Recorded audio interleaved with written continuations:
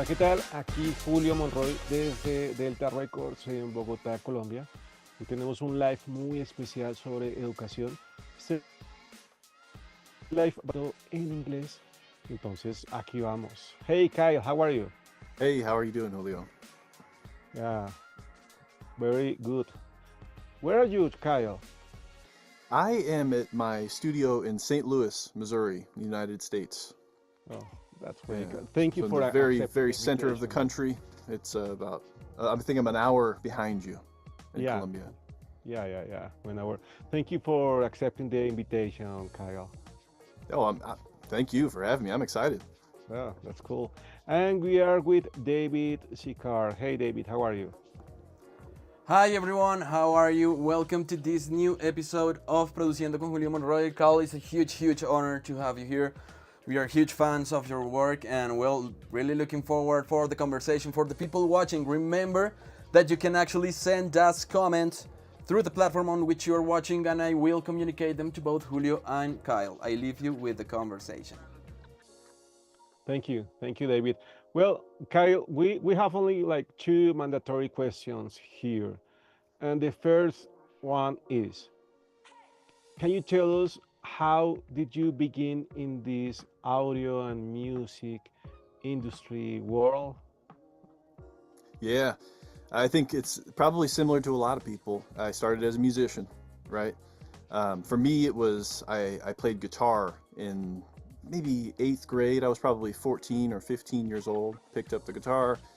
I loved learning and I loved pedals. That became important later, effects pedals. You can see I still love those things here. I've got some over on my desk. But I wanted to record my band in high school, and so I started looking for how to do that. And luckily, I was able to get a little 2-channel audio interface. And man, the moment I saw that waveform on the screen, I remember that moment. It was like, oh, okay, so it's a proof of concept. If I keep layering on top of that, I could make a song too. And that got me really excited. I actually wanted to go to college for jazz guitar performance. I really loved jazz and blues. Those two styles really influenced me. And so I went to sign up to become a jazz performance major at Webster University in St. Louis. And when I got there, they said, hey, do you guys, while you're here, do you want to walk around and see our studios? And the moment I saw the SSL Duality console, I was like, oof, you know what? I think I like setting up tone and rearranging pedals and recording more than I like practicing guitar. And so that day I switched from studying guitar to studying audio production. And yeah, I'd say that's my origin story. From there, I never stopped. That's cool. How Yeah. old are you, Kyle? I'm 33. 33. Okay, cool. And I was wondering when you said that you saw the waveform in your computer, in which DAW were you recording? I think I got one of those in-audio interfaces that comes with the free version of Pro Tools at Yeah, that time. yeah, And of course, back then, I think you could only record one track at a time. So, yeah. but I think once I realized what that meant, I I upgraded to GarageBand in high school, and Yeah. that's what we were able to use for multi-tracking. And then, of course, when I got into college studying, I started using Pro Tools mainly. Yeah, yeah, I remember that version that was Pro Tools empowered, I guess, Yes, yeah, that's exactly right. from audio. Yeah. Yeah. Well, cool. And this is fascinating because when you said that you saw that waveform, like it changed your life.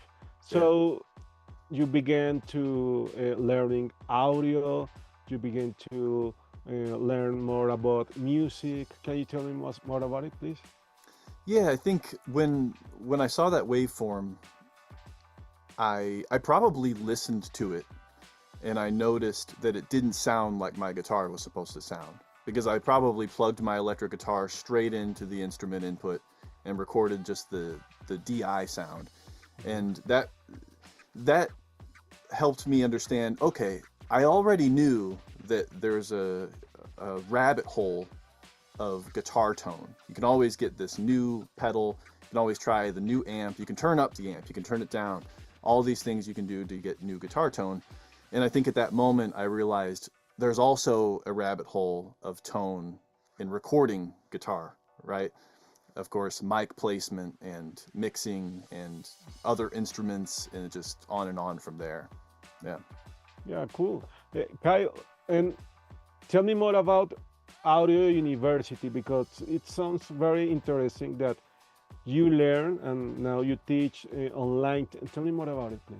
Yeah.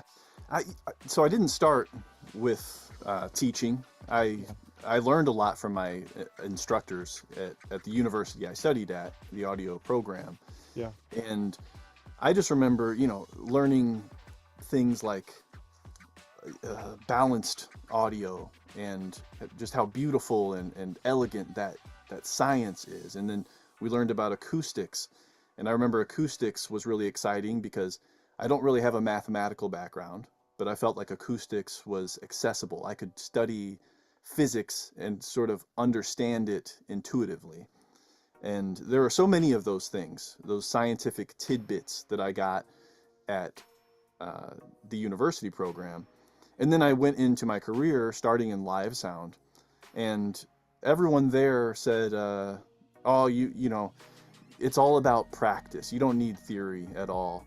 And I thought, but I'm so happy I learned that stuff in school, and I do agree that practice is really important.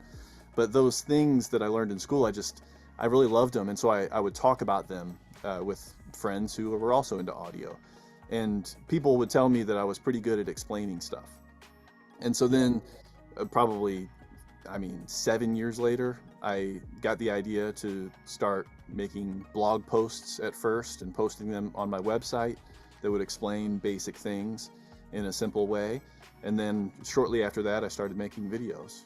The idea was that I think that both theory and practice are valuable, and so maybe I could start to offer the things that I learned in my university program online for free for people around the world, so that you can learn those things too, even if, going to a university isn't a practical option. yeah. And the name Audio University, when you start, you began with that name or it had another name? That was the name from the beginning. Yeah. Yeah. Wow. Yeah. It's a great name. I was thinking about that because a lot of people, including me, search a lot of information on YouTube, but sometimes you have to check if the people who is like saying or teaching on YouTube is saying real things or not. Yeah. So at the beginning, how did you how did you begin to make that the people trust in you? You know what I mean? Yeah. Like, hey, I'm going to check Audio University instead another person because I think that's it's at the beginning it's hard. You have right now like about 6,000 600,000 Yeah. subscribers Yeah. more. But Well, how was it that I way? mean, if you look at the graph of in YouTube, they show you a graph of how many Mhm. subscribers and how much watch time you have. I mean, the first whole year, no one trusted me. It was like a view a day, maybe not. Maybe it's 0 views and then 1 view, and then the next day you get 0 views again. So I think the way I built trust is by consistently showing up. So I would post a video every single week. And then over time, people would see the video, and then maybe they would dig deeper and go watch some of my other videos. And I tried to talk about the things I understood, and I would do research, of course, from books that I had read in school, and I would go through my notes from school, and I would do research online and try to be as accurate as possible. And that was the case in most of my videos. I remember though one time I talked about um, a concept about like the inverse square law or something like that, and I said something wrong. I think I said that like the intensity of the sound decreases, and when I should have said the pressure level or something like that. It was a small mistake, but I remember that someone on Facebook made a comment in the Hey Audio student group underneath my video, and they said, "Hey, actually, this is a little bit incorrect." And so rather than just deleting that comment or just ignoring it, I actually took the video down and I did some research. That person was actually correct, and so I learned something from that feedback. I put it into action into the video, and then I re-uploaded it. And so I think things like that sort of built trust as well. I'm learning this stuff as just as the viewer is, right? And I've always tried to be pretty straightforward about that. That I'm not an expert who stopped learning. I'm open to being wrong. I try my best to provide correct information from the beginning. But if somebody says that something I said was incorrect, I'm going to take that very seriously.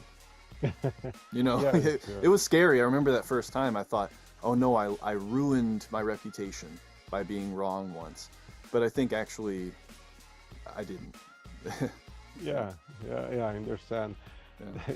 Well, I was thinking about that because there's a lot of people, again, including me. I have a degree in music production and audio engineering, but you always are learning, and sometimes you search on YouTube, and yeah, there's a lot of responsibility when you say something on YouTube, and like the example that you told us.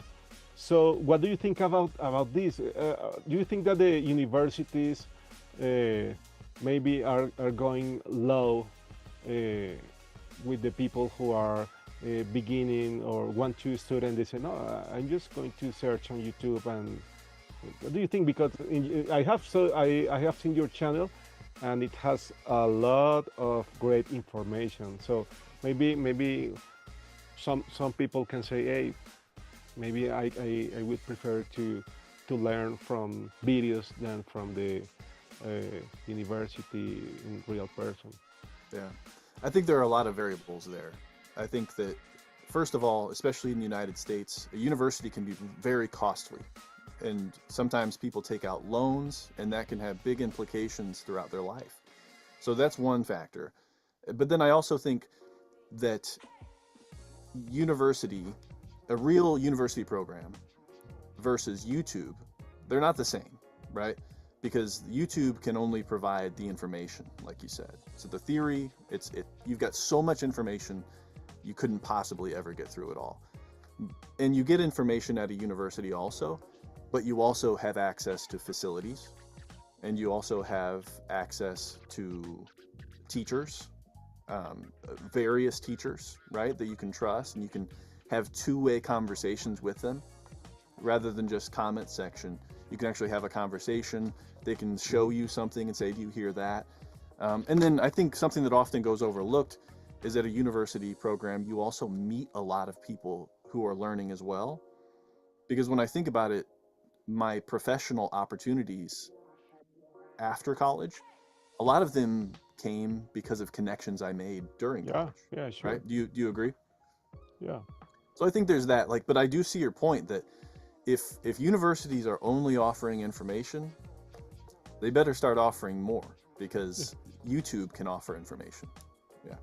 yeah, I understand because I teach mix in a university, and like a few years ago, my students said, "Hey, I searched on YouTube about this topic," and I said, "Well, I'm going to create a video about with me talking about that topic, so I can send you the information to my students, and they want, or they don't have to search other people." Yeah. Do you think that the professors uh, right now have a responsibility of creating videos for their students? I don't want to say that it's their responsibility because I know so many good professors that have done such a good job for their students without video. And Yeah. so who am I to say something to someone who's been doing this for 20 years or plus, right?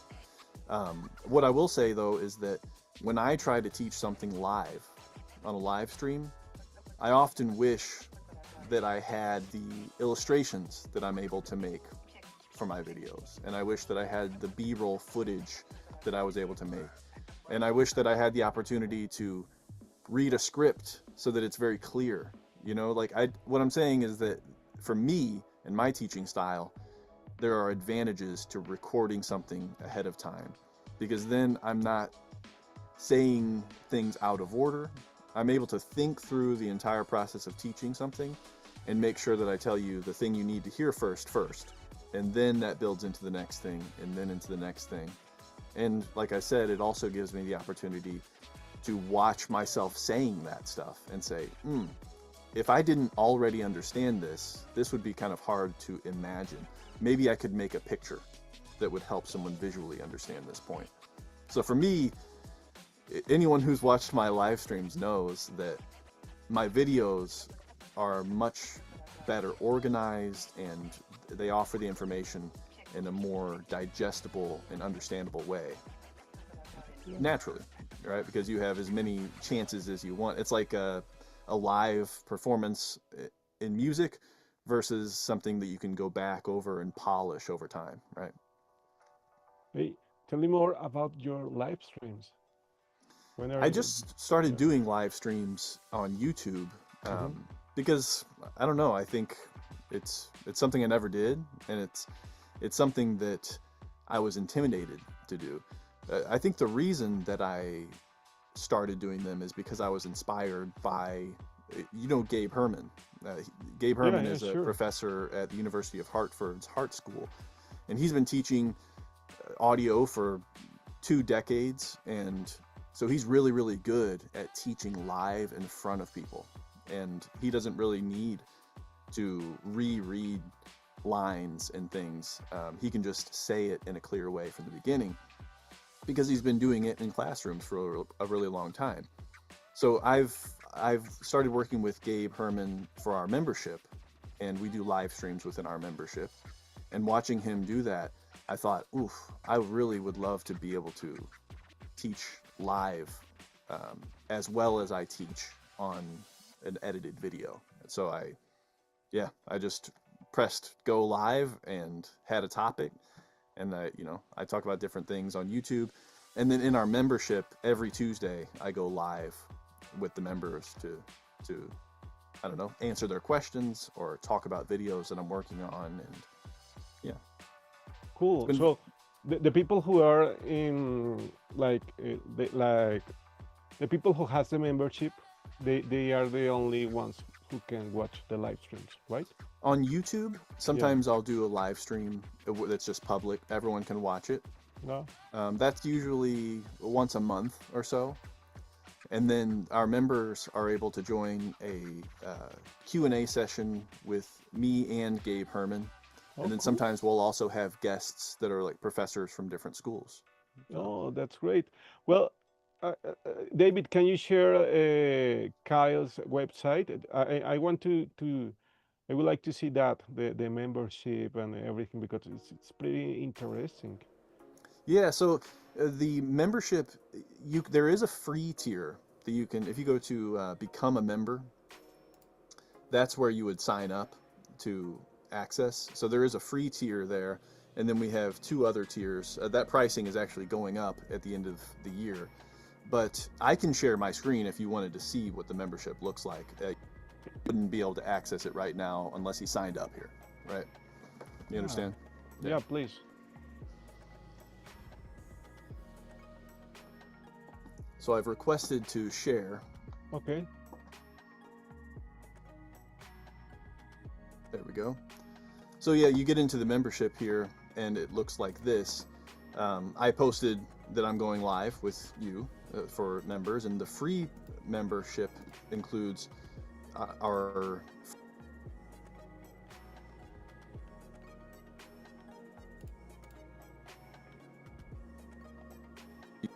mentioned sometimes, or the acoustic panel blueprint, or these other free downloads that I mentioned in my videos. So this is all free if people sign up.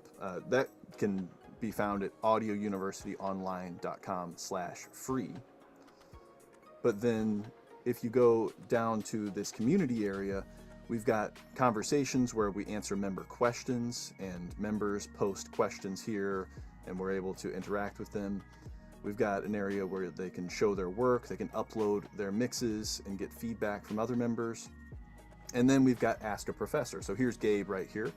People post comments with questions for Gabe, and then in our monthly office hours sessions, we answer those questions. The same can be said for the mix reviews. People can submit a mix here, experts will review them, and then they'll post the review right here so that that person can watch the review and then leave comments to have an ongoing conversation. And as well as that, of course, we have our course library, Mixing Essentials, which is taught by Gabe Herman, the ear training course, which is taught by me, EQ with your ears, which is taught by me, and so on. So the idea behind all of this was to, building on our conversation, the idea was that you don't just need theory. There's enough information out there. What I came up with is you need theory, practice, feedback, and community, right? You need information, but if you don't put that into practice, you didn't really learn it. I think you and I can agree on that, right? Yeah. And then if you put it into practice and you keep making bad mistakes without ever having feedback from someone who has made those mistakes in the past, then you might just keep making those mistakes. You need theory, practice, and feedback. And then community comes with what I was saying earlier, where the people you meet are the people you'll work with and create with. So that's what we try to do here. We're trying to use the tools that are available to us today to bring that university experience as best as we can. Yeah, that's great. Well, I was checking YouTube, our live stream, and it seems we have a few questions, David. Great.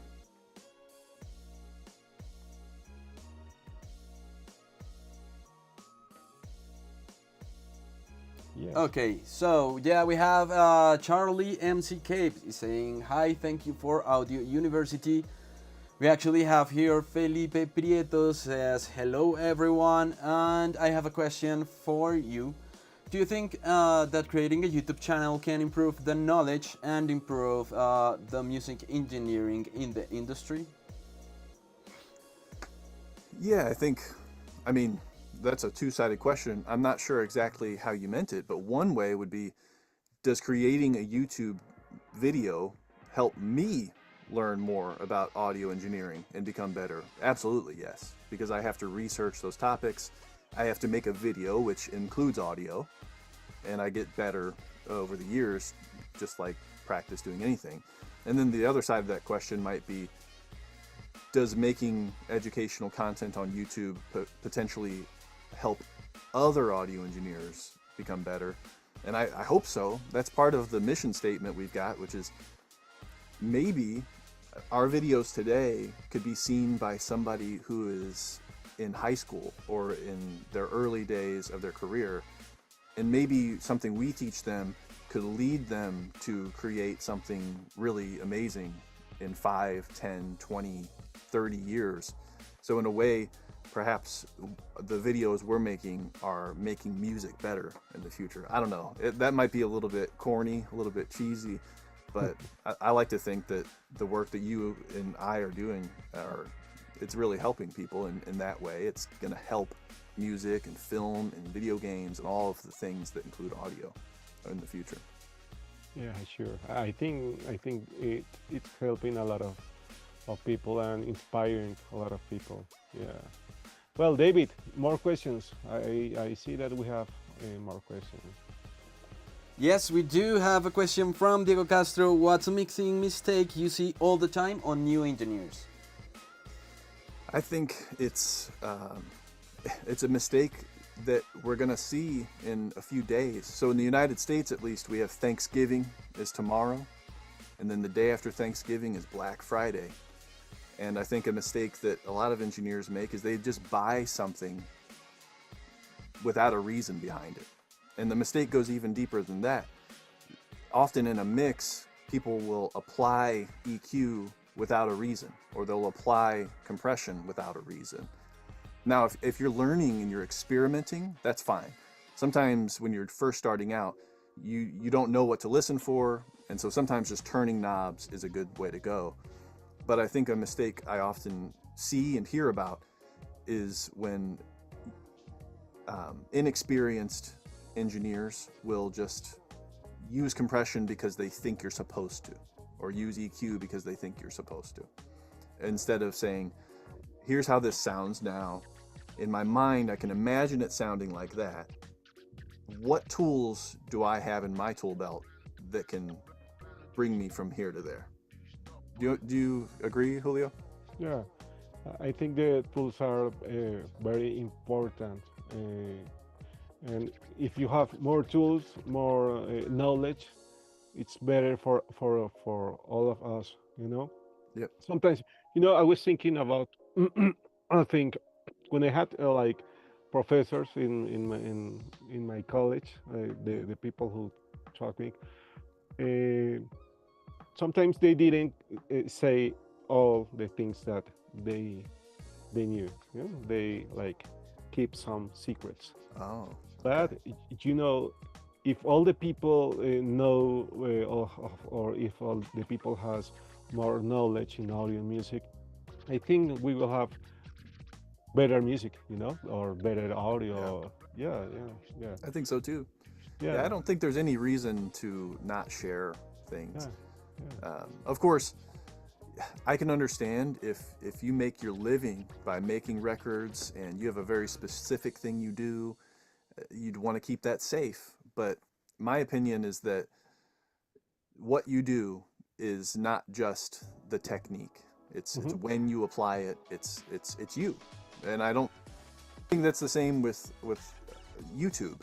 Yeah. I make my videos, and you can find a video on the same topic. You can find 100 videos on the same topic, but you might watch several of those different videos because you want to learn from different people in different styles. And I Hmm. think the same Yeah, goes for mixing, right? yeah, Yeah. yeah. And I have seen a few videos about live sound, or connecting a guitar through a DI box or something like that. I like that because sometimes we have like basic questions, and it's cool to share that. Well, David's telling me that we have more questions. Do you have time for questions? Oh, I've got Sometimes. plenty of time. Yeah. Okay, okay, my I friend. cleared the whole night for you guys. Oh, I'm ready wow. to talk. Yeah. Oh, let's order some pizza. Yeah, true. Okay. Yeah, we have another question. Which curse or module are you most proud of? They're asking. Would you repeat that, please? Which curse or module are you most proud of? I'm not sure what you're saying. It means which, for example, course or tutorial video that you have done are you most I proud see. of? Yes, I understand now. Yeah, the course that I am most proud of would have to be mixing essentials and the ear training that are in our membership, because I feel like it's innovative. It's something that I hadn't done before. Before I was posting videos on YouTube, and people have been doing that for a long time. But now we're starting to do things that I don't think a lot of people are doing, and we're starting to give coaching and one-on-one feedback to people. So that'd be my number one. As far as my videos, I think one of the things I'm most proud of is my video on comb filtering. I don't know if anyone has seen that one, but that was one of the first videos I made. It was probably within a year of starting my channel. But what made it different is that instead of just talking and even showing illustrations, I actually got microphones out, and I played pink noise out of a speaker, and I had two microphones, and I moved them to actually demonstrate. You could hear so that the person watching could actually hear it and see it, and I'm proud of that. As as I've continued making videos, I try to do that whenever I can, make actual demonstrations. So it's not just me talking, because that's kind of boring.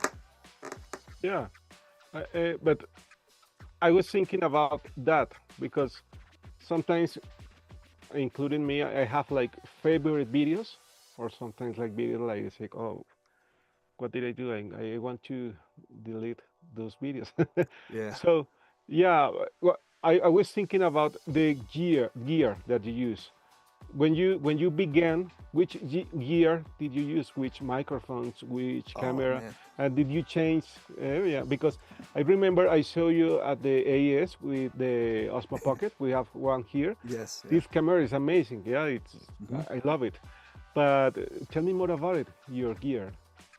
Yeah. I mean, for remote sessions, the Osmo Pocket is something I just got, and so that was a lot cleaner. If you go back 2 years, I was at the NAMM show with wired SM58s and cables and a portable recorder, and it everyone else is walking around with their fancy wireless stuff, and I just had my wired SM58s. So that's developed over time. That's my remote recording rig if I'm going to go out to an event like that. But then in my studio, of course, it's evolved a lot too. Is looking at like the microphone right here. Now I've got the Sennheiser MKH416, which is the mic I've dreamed of since the very beginning. Wow. I've used it in the past, but I wasn't able to obtain one until like 2 months ago or something. In the very beginning, I was using really bad gear, and you can hear it in the videos. I had done a lot of work in live sound. So a lot of the gear I was using in my job, it belonged to someone else. It belonged to the company I worked for, and I didn't have a lot of stuff at home. So I just used what I had in the beginning. And you can hear some noise. Yeah. I think what I did actually was I had a lavalier or a lav mic, a clip-on, and I didn't have a wireless transmitter. And so I would plug that into like a transformer kind of thing that went in directly to my audio interface. But I think that was not the correct transformer. So you would hear noise, and that's one side of the limitations that I was working with in the beginning. But another side of that isn't really gear, but it's acoustic treatment. I mean, Yeah. now I think that my videos can sound a lot better, and I can make better demonstrations because I have acoustic treatment around me. Before, even if I was using a microphone that was really close to my mouth, you could still hear that reverb and that delay and echo, But now with the combination of acoustic treatment and a nicer microphone, I feel like I'm making progress, and hopefully I'm not done. Yeah, I was thinking about that the beginnings because when you began uh, creating your videos and everything, well, you have like few equipment or maybe not expensive equipment or not like wow, yeah. So I know there's a lot of people who wants to create videos to teach and everything. Do you think that they have to wait and buy the best camera and microphone, or what advice would you give him? Definitely do not wait. Don't wait. If you would like, you said before, Julio, that there are videos on your channel that you wish you could delete. I have that too, but I don't delete them because I want people to go back and say, and look at those, because I'm not using nice gear, and the videos themselves actually aren't that good. So the reason I say this is because if you wait to get the gear you need to start practicing, whether it's mixing or whether it's making videos, you should start practicing right now with what you have, because your first videos will be your worst videos. That's a saying I remember hearing, I think from Think Media YouTube channel. And I think it's true. My skill in making music has gotten better over time. My skill in making videos has gotten better over time. And if I would have waited all the way till now to start practicing making videos, then the videos might have sounded really good, but the videos themselves wouldn't be very good. Does that make Yeah, sense? yeah, yeah, yeah. Yeah. Don't wait. Don't It's wait. the advice. Start practicing now. Yeah. Yeah, yeah. Well, I see that we have questions from Joe Sal, Charlie McCabe, David. Yeah, we have a question from Josal. Is there a Yeah. technique you use for audio masking? Audio masking. A technique would be just learning what that sounds like. I find masking to be a really cool phenomenon because of how it works psychoacoustically. But this is a question that one of our members asked us before. How do you fix masking? And I think there's 100 different ways to do it, whether it's with EQ or with compression or with changing your reverb some way, or there's a million different ways to do it. I think that it all depends on your ability to hear what's happening. So for me, one classic example is, kick drum and a bass. And if I hear the kick drum when the kick drum is soloed, and then I unsolo or I unmute the bass and it comes in and I can't hear the kick drum anymore, I know that if instruments occupy the same frequency range, that could cause masking. So with that understanding of what masking is, then I can say, oh, well, how do I solve that? I can maybe carve out that very specific frequency that the kick drum is occupying from the bass, and then those two things can live together. Another thing I want to throw in there, though, is that with masking in particular, it's not just if frequencies are... It's not only when instruments have the same frequency. It actually, there's a phenomenon called the upward spread of masking, which says that lower frequencies tend to not only mask the same frequency, but they can also mask higher frequencies. So if I'm having a hard time understanding the articulation and clarity in like a spoken word recording or something on my videos, maybe I don't need to boost the high frequencies of my voice. Maybe I could cut the low frequencies, which would cause those low frequencies to mask the high frequencies a little bit less. Does that make sense? This is one of those times where I wish I had the ability to make illustrations, because it'd be so much easier to explain. Yeah, Yeah. yeah. So basically, I think that when you create a video, you take a lot of time to recording it, I guess. Yeah. How, Yeah. how long did you take to record a video, for example, about masking? If Yeah, the I video is think like 10 minutes, how many hours take to you? it's hard to say how many hours, but I can definitely tell you that I spend a couple of hours just thinking, okay, we're going to make a video on masking. What are the main headings that I need to cover? Right? So we need to probably give a good example of what masking is at the beginning to catch the viewer's attention. And then we need to talk about what masking is, but that requires a few points itself, like what is frequency, and all of these different things you have to know before you even talk about what masking is. So I'll spend a few hours just listing out the headings and making an outline, and then I'll come back and I'll actually write out everything I'm going to say. I'll write the whole script, and that will take at least a day to do for a video. And then I'll go and I'll record it, talking to the camera, and luckily now I have a video editor that helps me. He does a really, really good job, I believe. And so what he'll do is he'll take that video and he'll edit it, and then he and I can work together for the visual elements. Do we need a demonstration to show an actual audio example? Do we need just some sort of illustration so that someone can visualize something that's very abstract? And once we do that, my hope is that I can watch the video without getting bored, because I know in the beginning I wouldn't use as many illustrations.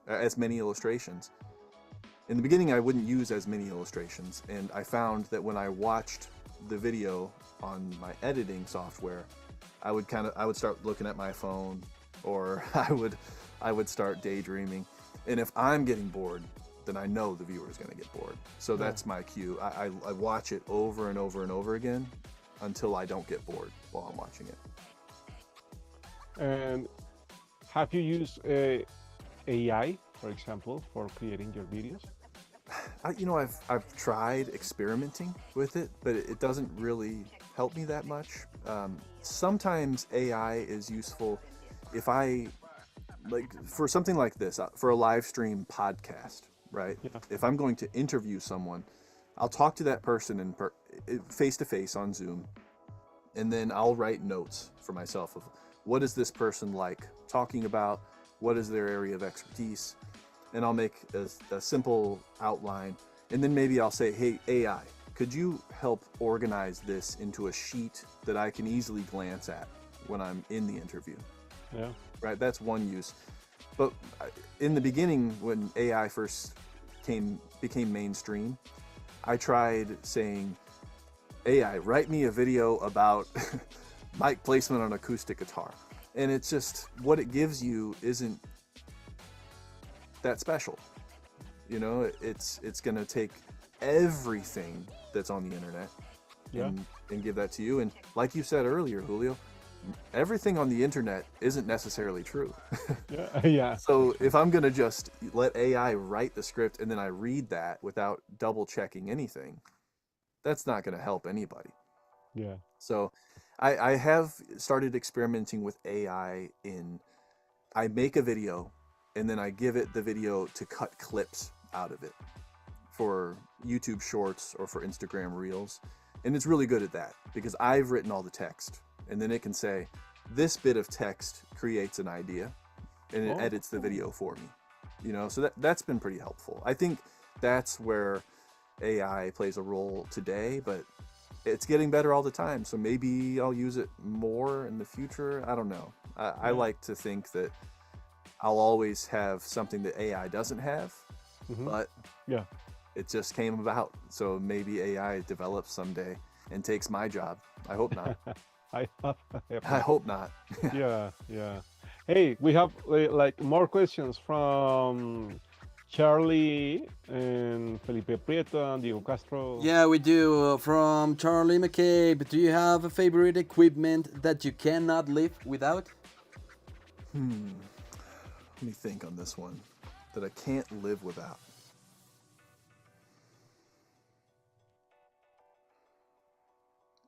I would say for me right now, it's it's probably my my interface. I use an RME interface, and it has Total Mix FX. If I can share my screen again, I can show you what I mean. Yeah, sure, please. So my interface has this software behind it. So right now, I can click my main speakers and I can send different things to it. I can click my headphones, and this is my microphone. I can turn that down or I can turn it up. I can go here to 1 and 2, and I can make that a loop back. And this is what you guys are hearing. So I can turn myself down, and I probably get quieter, and then I turn myself up. I did get quieter, right? Yeah. Oh, you know what? Am I sharing the wrong thing, or are you seeing this? Oh, yeah, you are. You are. Yeah, we are. So this software basically allows me to it's very, very flexible. So let's say I need to make a screen capture, and I want this, and I want this, and I want this, and then I want my headphones to be a different mix, and I go here. It's just very, very flexible for what I do as a content creator. So this is something I can't live without.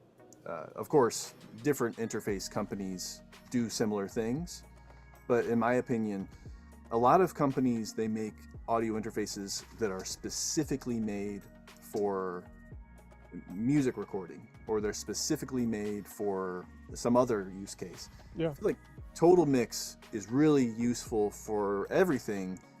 And with content creation, where I'm constantly making screen captures and setting up different signal flows, it's really helpful to have that software behind Yeah. my Yeah. interface. Yeah, I was wondering when you record your screen, do you use software like QuickTime or what do you use? I'll usually use OBS.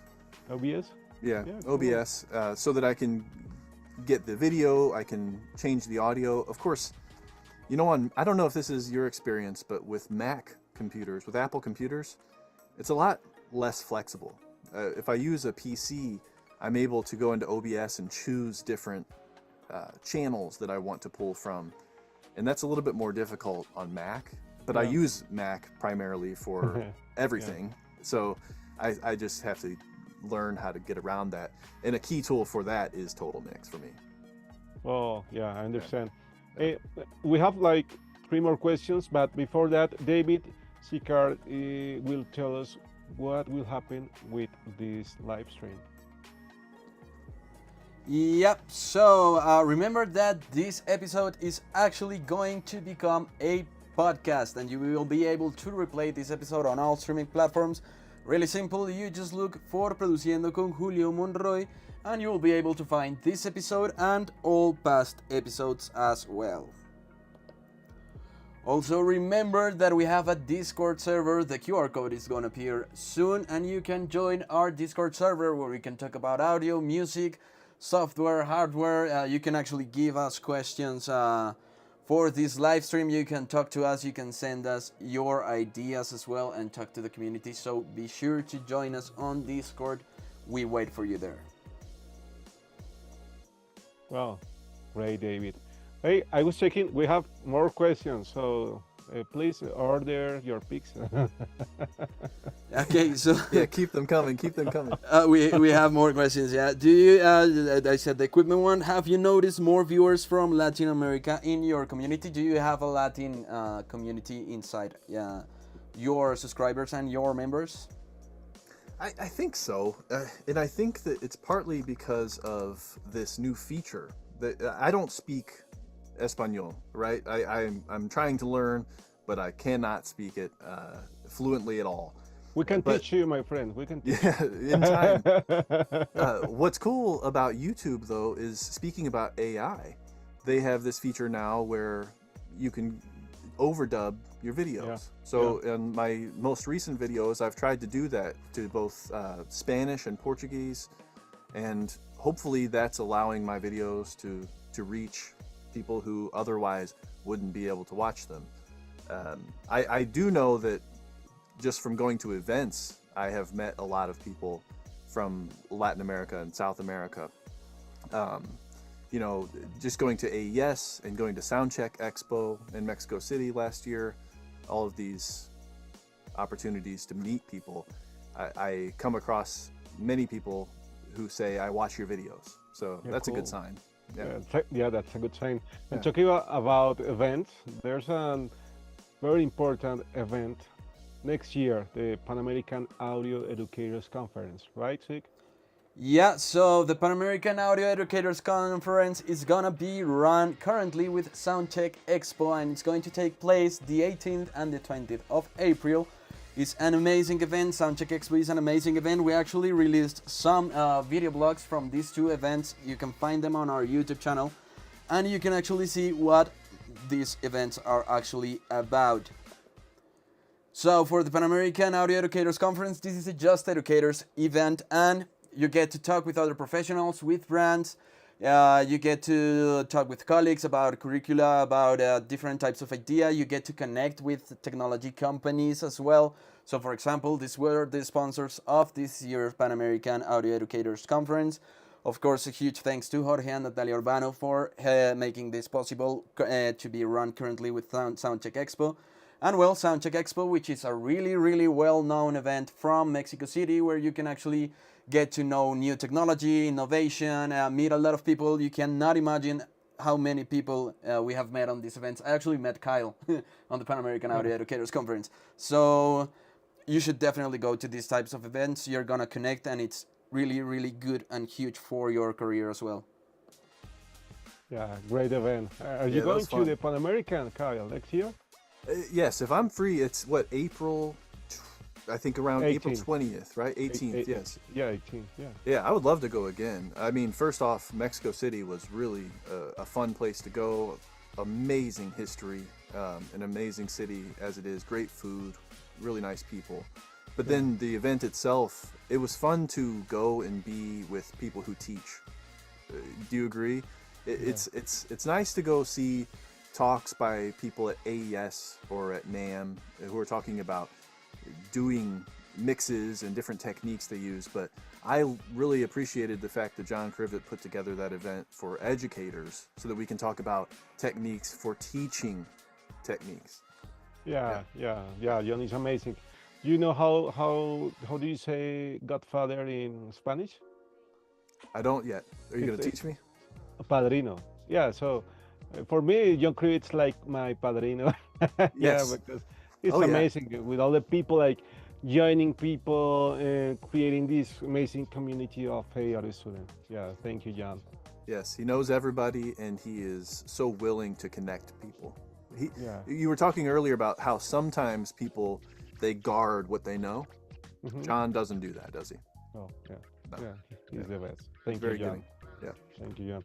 Well, we have like two more questions. I know you're a busy person, my friend, and yeah, but we're running out of time. But two more questions for you, okay, Okay, my baby? pizza's on the way though. Oh, that's cool. That's great. We should make our pizza on the way as well. And 3D. So they're asking if you always have a guideline to create your videos, or if you from time to time improvise, and go with the flow. No, not really. I never Always the guideline. improvise. Okay. No, Always because the guideline. one thing that some people are really good at just talking, and I can be sometimes, but I feel like the kind of videos I make, I try to put myself into the mindset of the person who's going to watch that, and they want the answer really quickly. They don't really want to just sit there while I introduce myself and I talk about some other unrelated thing. I mean, I know when I'm watching YouTube and the video starts and I can tell they're just going to waffle for a while and they're not really going to get to the point. I'm skipping, I'm trying to find where the video actually starts. So in my videos, I try to really think through them so that I can just start with value that you're looking for. I can start with the topic of the video and everything I say until the end is useful. And so if I were to just get on and start talking, I don't know if I could stick to the script like that. Yeah, that's great that you have like an order of your video so the people can know Yeah. and can learn because when you teach to the people in a classroom, like maybe you can begin to say something and then talk with them, yeah, like, but when you are on YouTube you are like alone and the people are on the other side. So I think, and I agree with you. Great, thank you. And we have last question. Yeah, Okay? what skill or competencies should a modern university be teaching music producers that online platforms still can't fully provide? One thing that has been difficult for me to teach in a video is actually the one thing that I think you need to know, which is like signal flow and troubleshooting. Because I don't think that that's something that can really be told to you, right? I think you actually have to do that. And going to a university program, they'll usually have a laboratory or a lab class where you go in and you work with actual gear. I remember one of my teachers, Casey Hunter, he had a class where we went in and it was a group of students and he would call out one of us and he'd say, "You go out into the hall." And then while we were in the hall, he would he would ruin the signal flow so that now the signal doesn't pass. And then he'd bring you back in and you'd go and it was up to you to figure out what he changed so that signal goes where it's supposed to again. Maybe he moved a patch cable, maybe he muted a send, maybe he, I don't know, turned the fader all the way down. That I think is essential, and it's something that on YouTube it's not really possible. Like I could make a video of me doing that with other people, but I think the power of his class was that I got to do it myself. So if you're at a university program, take advantage of those sorts of classes. If you're not at a university, one way you could do it is just by trying to record music and trying to mix music. I mean, these things come up all the time. Why don't I hear sound out of my speakers? Oh yeah, I forgot that I patched something on my patch bay last night. Why does my, if this is here and I'm talking, maybe you can hear a little bit of like a comb filtering. This happened to me the other day. I was like, why does it sound phasey?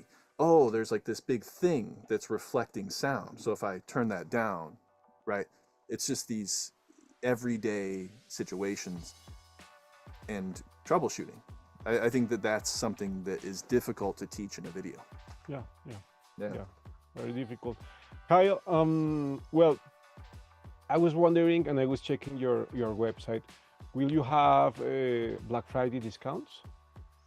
I have an email going out with the Black Friday discounts that we've found so far. It's like a nice organized email. We don't have anything because we're actually, like I said earlier, our prices are going to go up Yeah. on January 1st. It's been very popular, and we're trying to add more teachers, and I don't know. So I guess it's like a anti-Black Friday sale. Instead of a discount, it's like you buy at the regular price because the Yeah, regular price is yeah, going to go up soon. Yeah. yeah, yeah. And I was wondering, and checking the website right now. Do you have a trial? We have the free version, but for the actual program we offer, there is no trial anymore. Okay, You okay. might be able to get a trial if you go to the website. You might see like an advertisement there for I think a $3 trial. Okay. Well, Like if you go that. to my website's homepage, sometimes an advertisement pops up, and that's the one way to get a Ah, yeah. trial. Yeah, you see 1 week that? trial. Yeah, Yeah, yeah, so yeah, you yeah. can get a 1 week trial if you go to the website and you click that link. But That's cool. otherwise, we try to make it so that people don't just go in for a week, because it's actually really important that you stick with it for at Yeah, least 15 weeks, which is what that $47 right now will yeah, get you. Yeah. yeah. I understand. Well, cool. That's a good like way to check your courses. It's very cheap to have the like $3 trial. Yeah. Yeah. Kyle, last question for you, my friend, and this is mandatory too. Okay. So, what advice would you give to the new people who wants to be an audio engineer, music producer in this new world of AI and internet and all? What advice would you give to those Hmm. people? Yeah. When you say that, I get chills, right? Because it's a Yeah, big question, and it's something I'm dealing with myself. yeah, Because AI may be coming after me as well in my job in teaching, and I think the same answer is true for protecting your ability to stand out from AI in music production and in making YouTube videos. And I think that is that AI, you can push a button and it will come up with something. But when you think back to what makes, like when I look at my favorite music from any decade, the 60s, the 70s, all the way up to present day, and I think about why do I like that music, it has to do with the music itself, but it also has to do with the story behind it. It has to do with the experience of being there when you hear that weird mess up, or you hear the toilet flush in the bathroom down the studio hall, or that you hear the tales about it. I don't know if you've watched that movie Get Back with the Beatles, but that yeah. whole thing is baked into the album. And when Hmm. you just use AI to make an album, that's not happening. So I don't know how much that will matter to people listening to music in the future, but my advice would be to make it an experience, a human experience, and that goes for, like, you can definitely make music at home by yourself with with the click of a button. But what if you took that a step further and you sent the audio out of your interface and you ran it through a guitar amp and you recorded it in your room, and then you have something that no plugin preset could possibly provide? And if you take that even a step further and you play a riff with your friend there, and then that friend says, "Oh, but what if I play drums like this at the same time you do that?" Of course, AI is really good. I don't know if you've tried the music making tools. It's very good at comping with the different music. If you have a vocal line and then you say make a guitar, there will be call and response between those things. But it's not actually two human beings doing that. And I think that deep in our souls, we know that when we listen to it. You know, Yeah. there's some energy of people doing things together.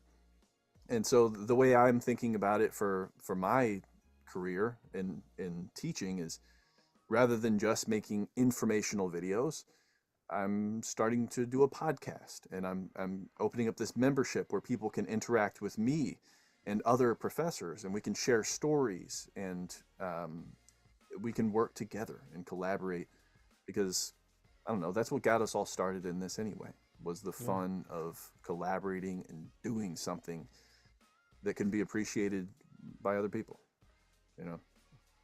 Thank you, Kyle. Well, I'm happy that we have been here talking with you. I want to thank you for all your knowledge and for creating this channel, because you are changing lives with this. Well, Thank you, Kyle. Thank you for this. thank you. That means a lot to me. Thank you. Thank you. I want to thank you to Charlie, Felipe Prieto, Diego Castro, Joe Sal, Charlie, okay, Juan Burgos from Us to the World, like all the people who came here to ask things. And of course, I want to thank you, David Sikar, for all your hard work. It was my pleasure, Carl. It was a huge honor to have you here. It's amazing. I think all of us. I actually didn't go to college. I learned with Julio. I took classes with Julio, and I actually remember watching some of your videos to answer some of my questions. So it's a Yeah, huge nice. honor to have you here, and thank you for everything you do. Thank you, Julio, for everything you do and creating these amazing spaces as well. And well, I leave you now with Julio Monroy. Okay, thank you everyone for this. It was a great conversation, and well, I hope that you have a great Thanksgiving day and a great Black Friday. And next week we are going to be with Sherry Klein. He it's a wonderful person. So see you next week. Bye bye.